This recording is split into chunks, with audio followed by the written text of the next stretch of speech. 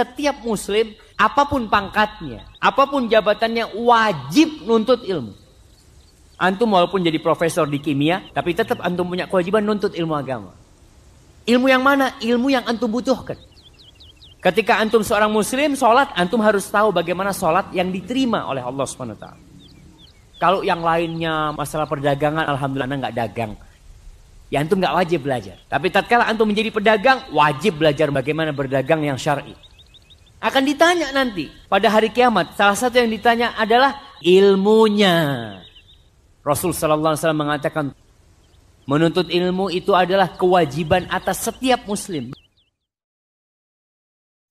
Kalau ilmu itu warisannya para nabi, para rasul, warisannya ilmu. Kalau harta, warisannya para raja, para bangsawan. Kalau harta, kalau ilmu, para nabi. Kalau ilmu itu akan menjaga seseorang. Semakin tambah ilmunya, semakin terbimbing dia. Ini yang boleh, ini tidak boleh, ini benar, ini salah, ini hak, ini batil. Dengan ilmu yang dia pelajari yang betul, yang sesuai dengan Quran dan Sunnah, yang dia pelajari itu akan membimbing dia. Tapi kalau harta tidak menjaga kita. Justru kita menjaga harta, semakin banyak hartanya, semakin dia bingung. Bagaimana menjaga harta ini? Ini disimpan uangnya di mana ini? Semakin banyak harta, dia semakin bingung, dia menjaga hartanya. Tapi ilmu akan menjaga dia. Kita wajib memperbaiki cara kita beragama. Kita sebagai orang Islam, sebagai muslim dan muslimah, harus dan wajib memperbaiki cara beragama kita, supaya kita tidak sesat. Di antara yang membawa kesesatan kepada manusia, yang pertama kejahilan, kebodohan. Dia tidak belajar tentang agama ini.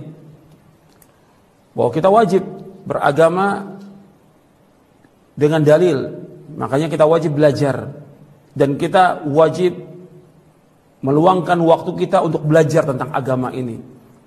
Sampai kita paham tentang agama dan kita wajib mengamalkannya.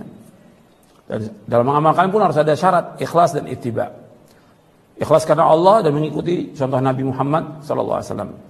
Dengan kita belajar, kita akan tahu mana dai-dai yang mengajak manusia kepada jalan kebenaran dan mana dai-dai yang mengajak manusia ke jurang neraka jahanam, kata Nabi.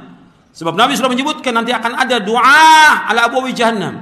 Man ajabahum qadhafuhu fiha. Nanti akan ada dai-dai yang berada di tepi jurang jahanam.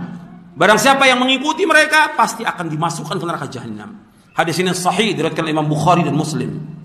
Nabi juga menyebutkan dalam hadis yang lain, dalam hadis yang sahih yang diriwayatkan oleh Imam Abu Daud dari sahabat Thauban, innama akhafu ala ummati ala imatal mudhillin, akhrajahu Abu Dawud wa Tirmidzi. Sesungguhnya yang paling aku takut atas umatku, imam-imam yang menyesatkan, dai-dai yang menyesatkan. Kita bisa tahu mereka sesat dari mana dengan kita belajar. Tahu kita. Makanya kita harus terus belajar, nggak boleh berhenti. Mana yang lurus jalannya, mana yang sesat. Karena jalan yang sesat Allah sudah jelaskan lengkap dalam Al-Quran. Nabi sudah jelaskan lengkap jalan-jalan yang sesat.